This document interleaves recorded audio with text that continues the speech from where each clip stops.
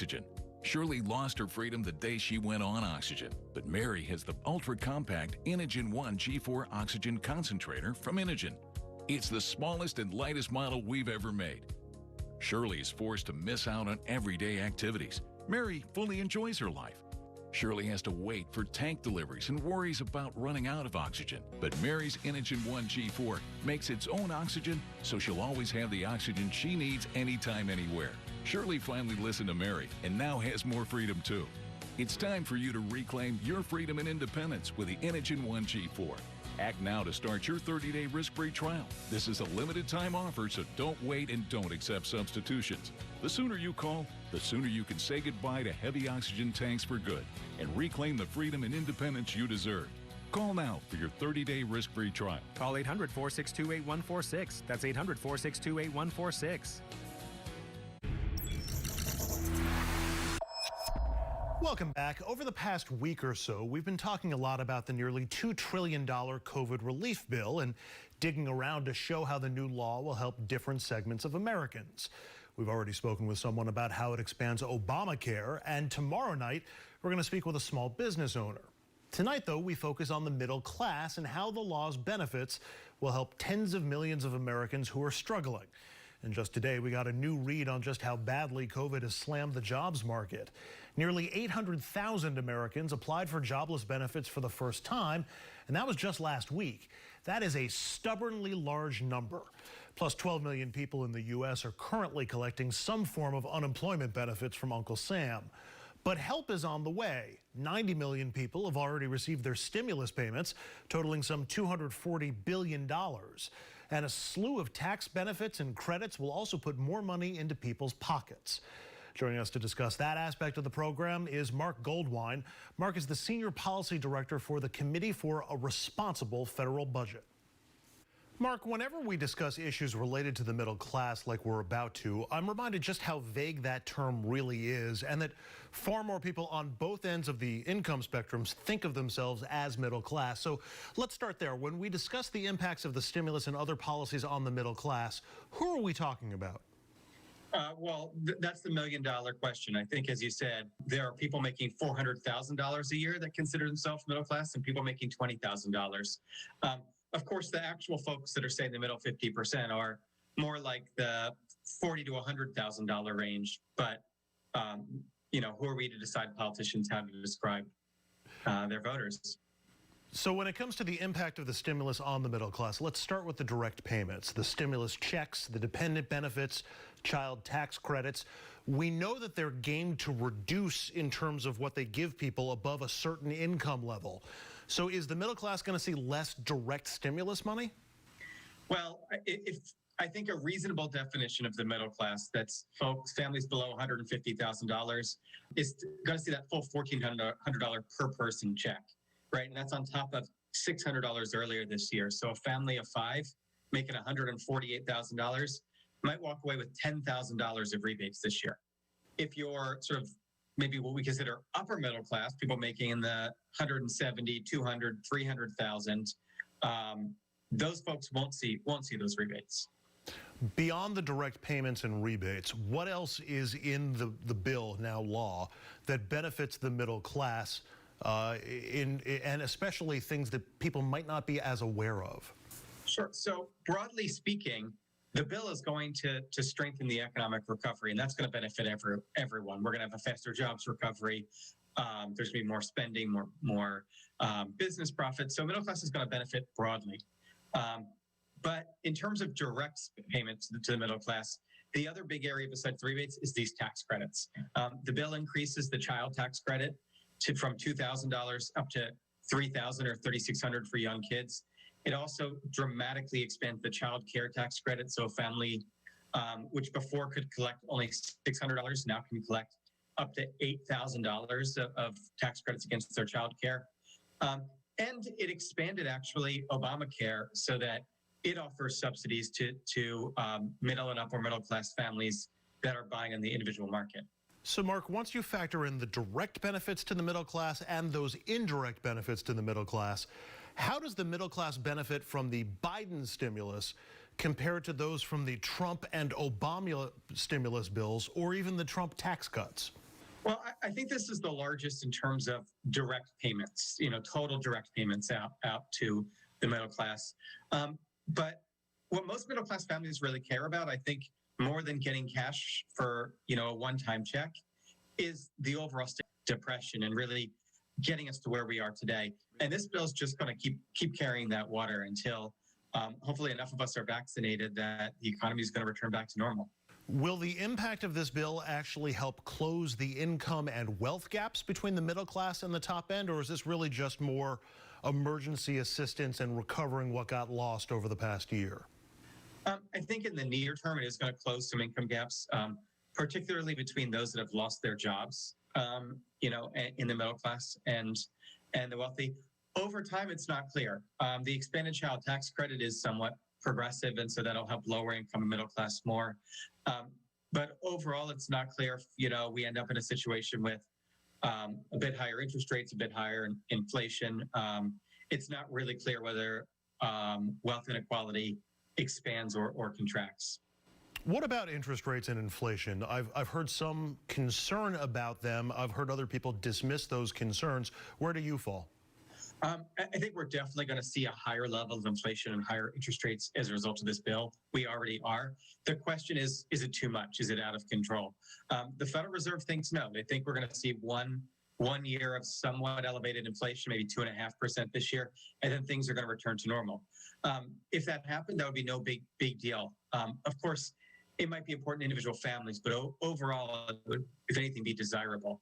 The risk here is, what if that starts to run out of control? What if 2.5 becomes 3, becomes 3.5, and the Fed either loses some credibility in controlling it or has to pull back with higher interest rates? And that's not in my base case scenario, but I do think it's a risk we should be prepared for. A couple of other topics I want to touch on with you, Mark. A lot of talk about new high-end tax increases. President Biden had been talking about them impacting people with incomes over $400,000, but the White House just clarified that and said it would be $200,000.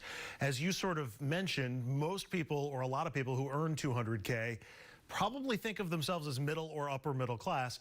If the goals here are both fairness and generating revenue, is $200,000 of income the right place to put that dividing line? Well, I think the mistake is to have a dividing line in the first place. Look, people can think of themselves as whatever class they want, but if you're making $200,000 as a single person, you're in the top 5% of single earners. If you're making $400,000 as a family, I think you're in the top 3%. These folks are doing very well, and we may not feel like you're doing as well in places like New York City and San Francisco. It's still plenty of money to live off of, to save off of, to pay for college, and so they should pay more. But frankly, smart tax reform shouldn't draw these arbitrary lines, because it's going to result in bad policy. We should aim for progressivity. We should have a goal that the wealthier you are, the more you pay. But this idea that somebody making $399,000 is different than someone making $401,000 is a little bit silly. Finally, Mark, we're seeing some really rosy economic reports following the passage of the American Rescue Plan. Goldman Sachs thinks the economy could grow 7 or 8% over last year, would be a huge spike, and another 5% possible next year. The Federal Reserve thinks unemployment could drop to 4.5% by the end of the year. Do you agree with those rosy estimates? And is this just a sugar rush from the stimulus like we sort of saw from the Trump tax cuts, or is this something more sustainable? And also, other than the virus, what could knock the economy off that pace? I think the Goldman numbers are a little bit ambitious, but not totally crazy. And the Fed numbers are very reasonable. We could get 6, 7, even 7% growth this year and very low unemployment.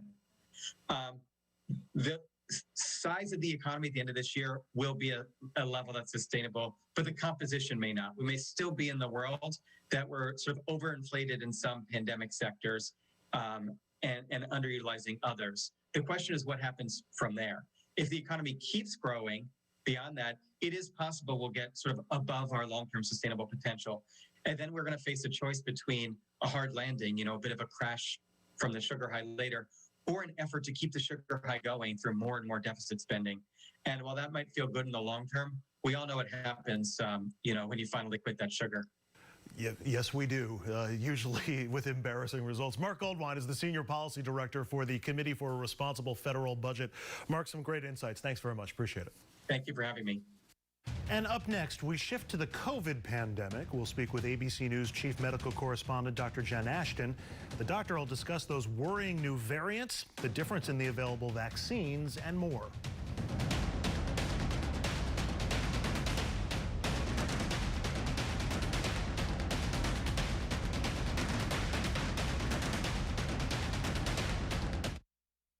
Electricity rates are high and power outages are happening more frequently. Now there's a solution that will help you power your home, save money, and prepare for power outages. Introducing the Power Cell, a fully integrated solar plus battery storage system from Generac, the #1 manufacturer of standby power products in the world. The battery storage solution in combination with the solar has been one of the best investments we've ever made. Power Cell captures and stores energy from solar panels, which can be used to power your home anytime.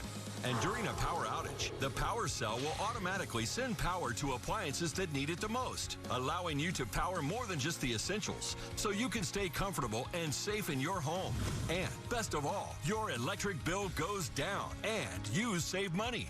With the battery storage solution, we're saving about $450 a month. With more than 60 years of experience building backup power solutions, it's clear why the Power Cell outshines the competition, offering more storage capacity and overall power. In fact, the Power Cell has one of the largest storage capacities on the market today, which means you can power even more. And Power Cell is customizable, allowing you to expand your solar storage capacity as your energy needs grow. The Generac Power Cell is backed by a 10-year limited warranty and supported by a 24/7 customer support team.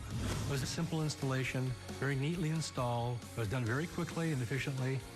Zero down financing is available with low monthly payment options. With federal tax credits and local energy rebates, you could save up to 26% off your purchase, adding to the savings you'll enjoy over time with Power Cell. Call or go online now to request a free quote. The call is free, the quote is free, and there's no obligation to buy. Power Cell is available now and ready to install. And if you act now, you'll receive PowerView, Generac's home energy monitoring system, a $300 value. Don't wait. Call or go online now. Power Cell. Savings powered.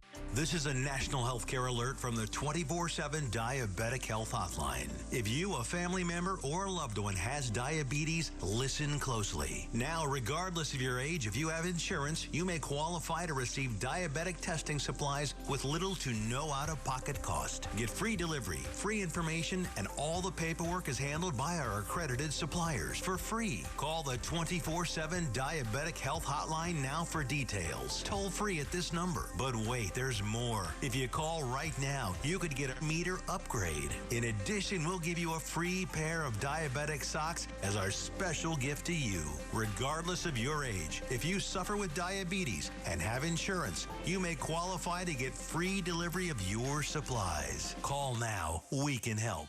Call 1-800-972-0451. 1-800-972-0451. That's 1-800-972-0451. Call now. Right now, the biggest challenge, I think, is multifaceted. One is the staying ahead of this virus itself. If more we get vaccinated, literally every day that goes by and more people get vaccinated, we can stay ahead of what I would consider a race between our ability to vaccinate people and the emergence of variants. Dr. Fauci speaking at a congressional hearing today as we hit a phase of the pandemic where cases, hospitalizations, and fatalities are all falling sharply. But those new variants are out there and things are getting worse in Europe. So there's still quite a bit to be concerned about. Let's bring in our next guest to discuss, ABC News Chief Medical Correspondent Dr. Jen Ashton. Dr. Ashton, we're hearing more and more about a new New York City variant of the virus that may be responsible for what looks like a plateau in new cases, deaths, and other COVID stats in New York. What do we know about this variant? Well, specifically, we know that these variants can be more transmissible. The question is whether or not they're more deadly scientifically. And I think what people need to remember is that because they're more transmissible, more people are infected and that denominator gets bigger, we will unfortunately see more hospitalizations and deaths. So People should not be alarmed or surprised to hear that we're tracking a new variant. This will continue. The only way to stop mutation of this virus is to stop it from replicating in the community. We've heard Dr. Anthony Fauci talk about that. And so now is the time to double down on all of those measures and get people vaccinated as quickly as possible. And so there's a lot of vaccine that is now available, and we're starting to hear more and more talk of people trying to make sure they get the Moderna or the Pfizer vaccine because they're 90+% effective, while Johnson & Johnson is just 72% effective. So remind our viewers what those percentages mean and if there's any significant benefit to shopping for a higher percentage vaccine. Yeah, Andrew, I'm glad you asked that question. So here's how people should think about these numbers. First of all, some background and context. When these vaccines started in development, we heard Dr. Anthony Fauci and many other specialists and experts say that the basement for efficacy was set at 50%, 50, meaning all we needed to see was a vaccine that cut the risk of transmission, disease, or death in half, and that would be good enough to slow the spread of this pandemic and save lives. When you look at what the vaccines that are authorized are, you mentioned J&J 72%. It's 100% effective at preventing hospitalizations and deaths. That's the number we care about, right? We care about saving lives and keeping people out of the hospital. Then if you look at 94, 95%, and even less, I think it's important for people to remember, think of a curve. When you get up high enough on the top of that curve, there is not a significant difference between 85, 90, 94, 95%. They are all good, they're all safe, they're all effective. And my medical advice would be for someone to get the vaccine that they can get into their arm and not get bogged down in these numbers. Dr. Ashton, we're seeing some anecdotal reports that some COVID long haulers are actually seeing their symptoms reduced or they go away after they get the vaccine. I know it's not universal, not every long hauler benefits, but what more do we know? Well, what we know is that there are many more questions than answers when it comes to the so-called long haul syndrome or post-COVID syndrome. And Andrew, you know, that to me medically was the most important reason that I chose to get vaccinated. I was much more concerned about being in that 30% of people who have had COVID who go on to have long-term debilitating symptoms than I was of potentially dying of COVID. So as we learn more about what causes post-COVID or long-haul syndrome, what we can do to treat it, that's going to be really important because we're talking about tens of millions of people who are still suffering long-term symptoms and, you know, things like brain fog or severe fatigue, not something that anyone wants to roll the dice with for sure. Where are we with kids and the vaccine? Are they now testing the vaccines on kids? Could we see kids made eligible for the shots? And I'm curious what additional dangers there are in both testing and vaccinating children. Well, first of all, we heard Moderna announce right now they were starting clinical trials in over 6,000 kids as young as 6 months of age, ranging up to 12. That's going to be really important. There's a saying in medicine, kids are not little adults, so they need to look at the dose. They're testing different dosages in children and babies, and also the efficacy. It's going to be very important. And if everything goes well and the clinical trial data is reviewed by the FDA, it's possible that there could be one vaccine with authorization for the pediatric age group, potentially by the start of the fall academic year. But I want to be clear, I've been in touch with the FDA commissioner and certainly Dr. Anthony Fauci, and there will not be safety corners cut for anyone, but especially for this population. Dr. Jen Ashkin is the chief medical correspondent for ABC News. As always, Dr. Ashkin, thanks for the insight. Thanks for having me. Up next, we continue our COVID coverage by taking a closer look at the vaccines. The pace of inoculations has picked up dramatically since Joe Biden has taken office, but is that a coincidence or the result of a new administration's efforts? We'll explain after the break.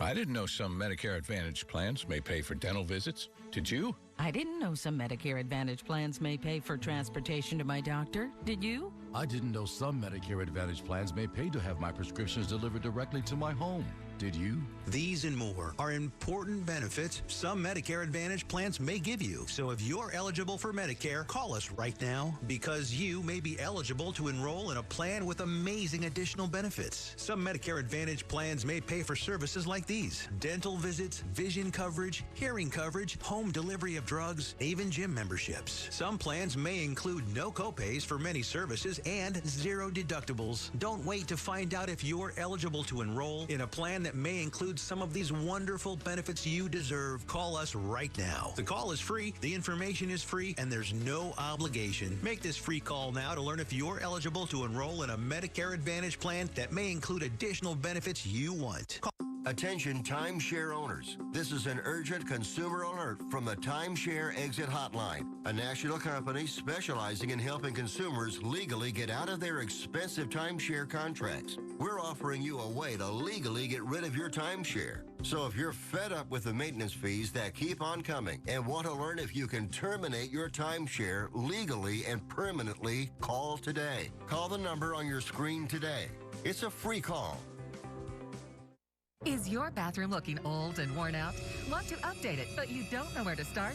Then let BCI Bath & Shower show you how to turn that old bath into an aisle of beauty and functionality. Our residential bathroom solutions provide the best value on the market, and our customer service is second to none. Our cost-effective BCI Bath & Shower family of products has what you need. Remodeling our bathroom was a big decision for us. They didn't make a mess out of our house at all. And at the end of the day, we had a beautiful new bathroom. And it was a great experience the whole way through. We have the best monthly payment programs in the industry, with payments as low as $68 per month, or no interest, no payments for 18 months. For a limited time, be one of the first 100 callers who schedule a free in-home consultation and receive $500 off. 1-800-857-8541. That's 1-800-857-8541. Factory trained and certified installers made in the USA, and discounts for seniors and military. BCI Bath & Shower, the leader in affordable bathroom products. It's no secret that the vaccination program was in much worse shape than my team and I anticipated. We were under the impression and been told that we had a lot more resources than we did when we came into office. That was President Biden in early February, not quite complaining, but certainly commenting on the vaccine system he inherited from the Trump administration. It's been about 5 weeks since he made those comments, and the system has clearly changed for the better. As of this morning, the U.S. had administered 113 million vaccine doses. All those shots mean more than 22% of the nation has received at least one dose of vaccine, and 12% of Americans are now fully vaccinated, as we average more than 2.5 million vaccine shots every single day. We've seen gradual increases in daily vaccinations since we first hit 1 million shots in a single day back on January 11th. And in the past week, we saw one day where more than 4 million Americans received shots. The pace of vaccinations has picked up so much so fast that President Biden was able to make this announcement today, weeks ahead of time.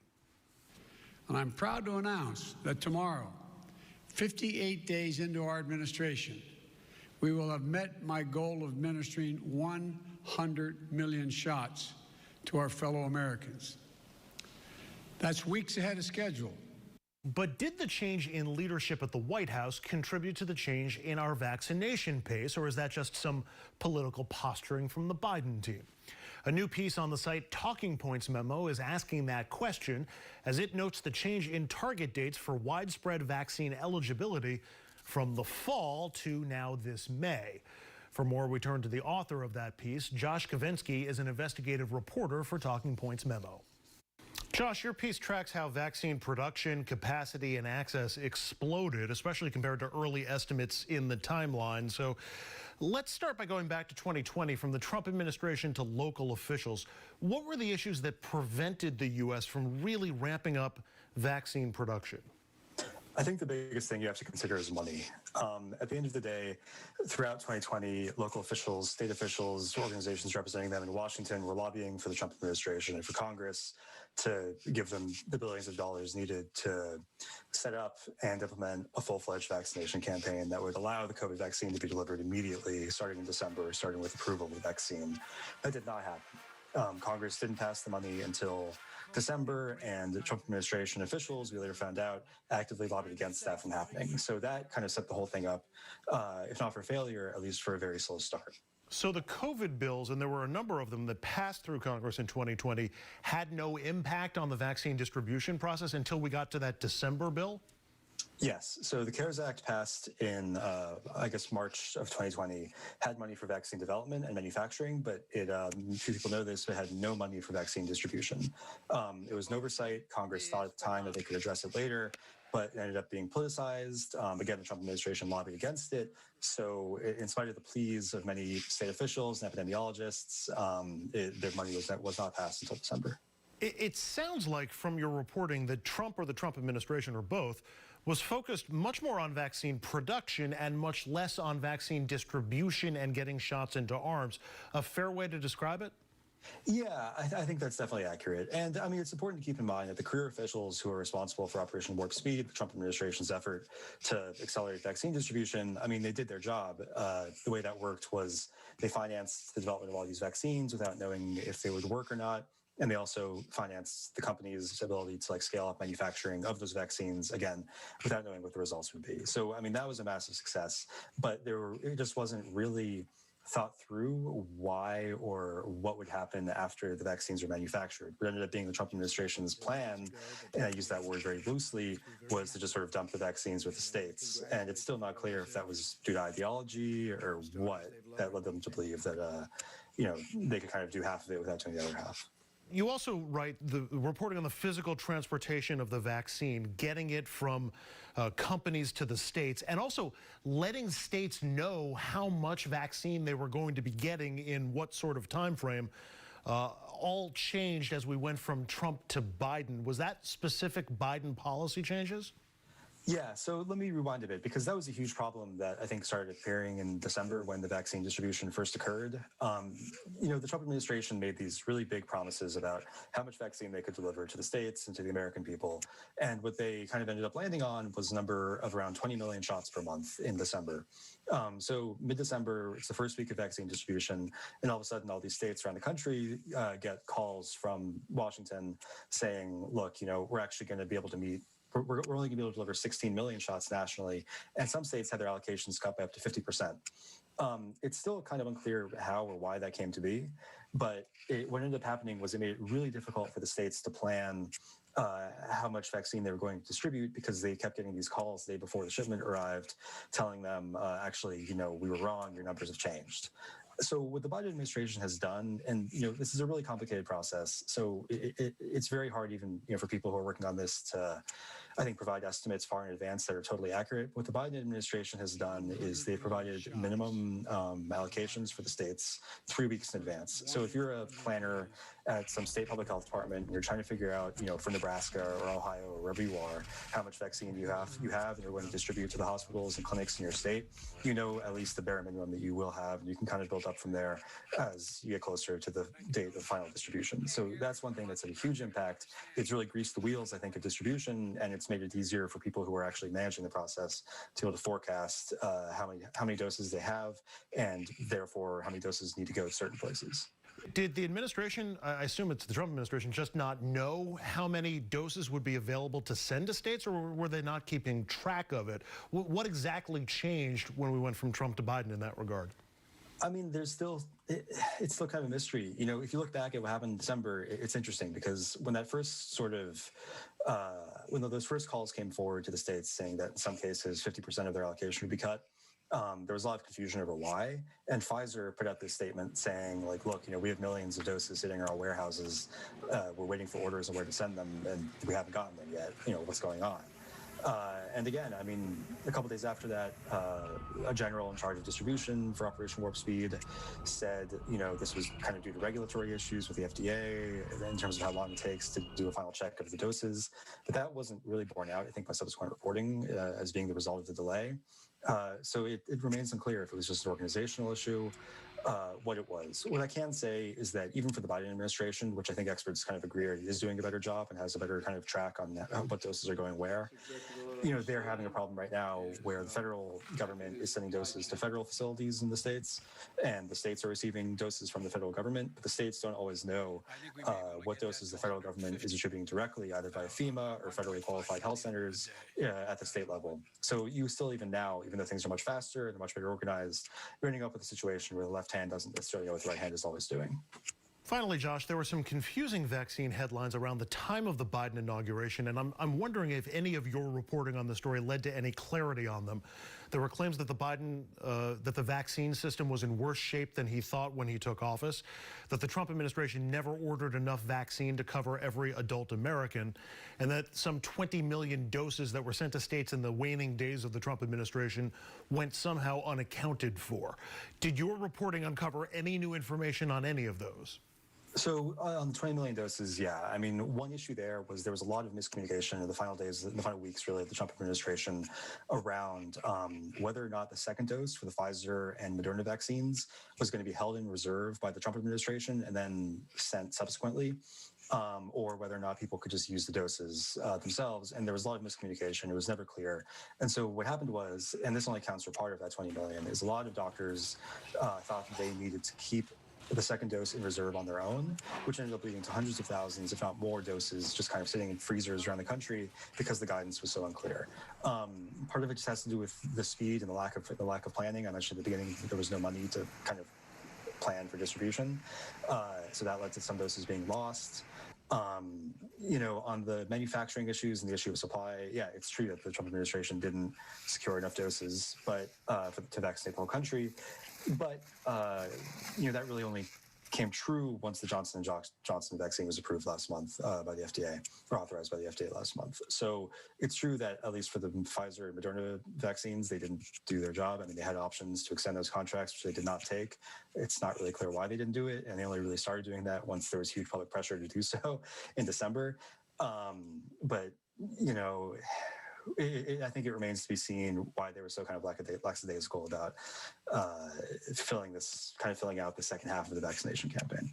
Josh Kovensky is an investigative reporter for Talking Points Memo. Josh, it's a terrific piece. Thank you for that and for the time. Appreciate it. Thanks for having me. I appreciate it.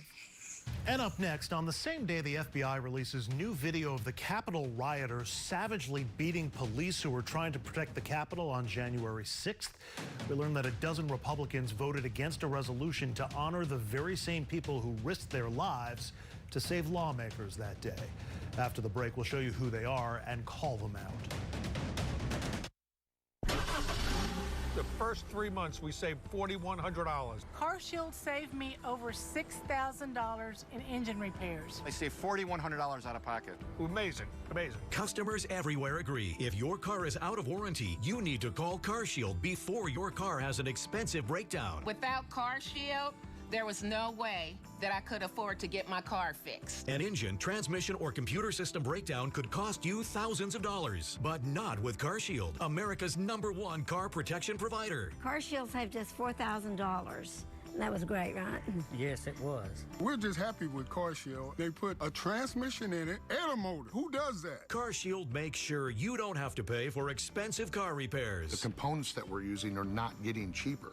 So nowadays, coverage is even more important. CarShield covers most makes and models from 5,000 to 150,000 miles. It's easy, affordable, and no long-term contracts. And when customers realize that they're getting a $5,000 job for $100, they're excited. I've had customers who were so happy that they did break down into tears and cry. We saved over $6,000 on a complete engine rebuild of our truck. With CarShield, I saved over $3,600. It's a no-brainer. I never have to worry about being taken advantage of when it comes to car repairs. It's like having a suit of armor around my car. Cars will break down, and those breakdowns could cost you thousands unless you call CarShield today and get the protection you deserve. CarShield saved me in excess of $10,000. And when you call, you'll also receive at no extra cost roadside assistance, towing services, and rental coverage. If your car's out of warranty, believe me, you want to have CarShield.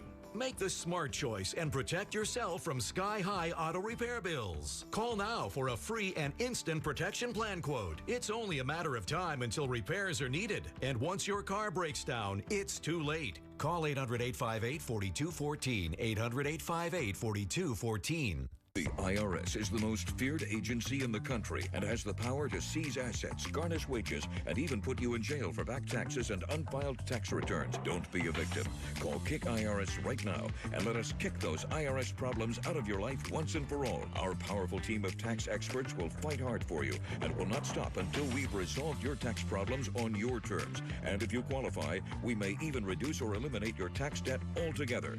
Call 1-800-590-7496. The House of Representatives voted last night on a resolution to honor the police officers who protected them on January 6th, and the resolution passed overwhelmingly. In a minute, we're going to talk about the 12 Republicans who, for some reason, opposed it. But first, one of the Democrats making an emotional plea in support of it. Two heroes who were there that day were my constituents, and ultimately they lost their lives as a result of the attack. United States Capitol Police Officer Brian D. Sicknick died from the physical injuries he sustained while engaging with the attackers on January 6th. His face was drenched at close range by bear spray. Metropolitan Police Officer Jeffrey Smith, who responded to the attack at the Capitol from Georgetown, who was dragged into the mob and beaten, died by suicide just a few days later. His death reminds us that not all wounds sustained that day were visible. The invisible damage to those who engaged with the insurrectionists is very real and may last a lifetime. I mourn both of their losses deeply. We must ensure that we honor the sacrifices they and others made. All right, now to that dirty dozen of Republicans. The group is a who's who of let's not. They are right-wingers, people who lied about the election being stolen from Donald Trump, a QAnon conspiracy nut, and of course, Louis Gohmert and Matt Gaetz, two of the hardest-core Trumpers who just can't seem to quit the former president. A major reason they voted no, their objection to the word insurrection in the resolution. But if you look at the dictionary definition of that word, what happened on January 6th fits like a glove. An act or instance of revolting against civil authority or an established government. Look, almost every night on this program, we report on the riots, and what we still don't know about the riots always outweighs what we do know. And we will never be able to get to the truth, which we all need to move forward, while a segment of the Republican Party continues to willingly lapse into amnesia about those, what's the term for it? Insurrectionists. We'll be right back to wrap things up.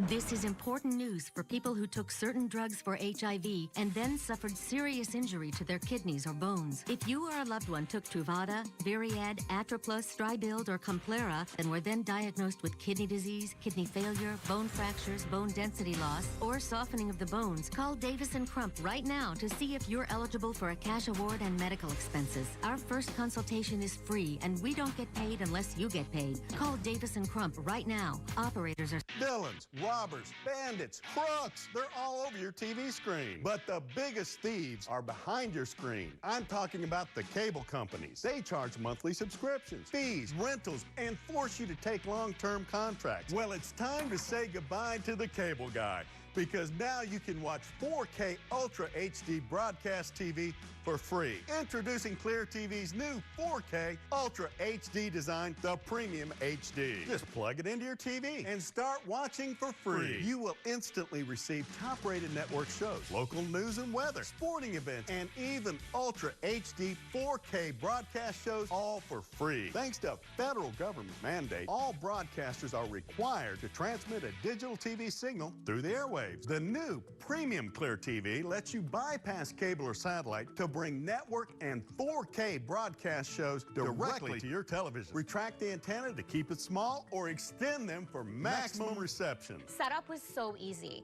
I took my Clear TV antenna, plugged it into the back of the TV, and now I can watch my favorite broadcast channels anywhere in the house for free. We're just off the coast here in the Gulf of Mexico receiving free network broadcast HD TV, imagine all the free shows you'll receive at home. Basic cable and satellite services can cost you up to $80 a month. That's $960 a year and almost $10,000 over a 10-year period. Watch TV in as many rooms as you like with no additional monthly fees. Stop spending money you don't have to spend. Call or go online now and get your premium Clear TV 4K Ultra HD antenna for only $19.95. It's backed by our 60-day money-back guarantee. Order now and you can add a second Clear TV free. Just pay separate processing and handling. That's a $40 value for only $19.95. I can't believe I get all these channels for free. Plus 4K Ultra HD. Clear TV is for real. That is going to do it for us tonight. I'm Andrew Whitman. Thank you so much for spending part of your Thursday with us. Your next RFL comes Friday, 6 p.m. Eastern Time. Until then, have a great night, everybody.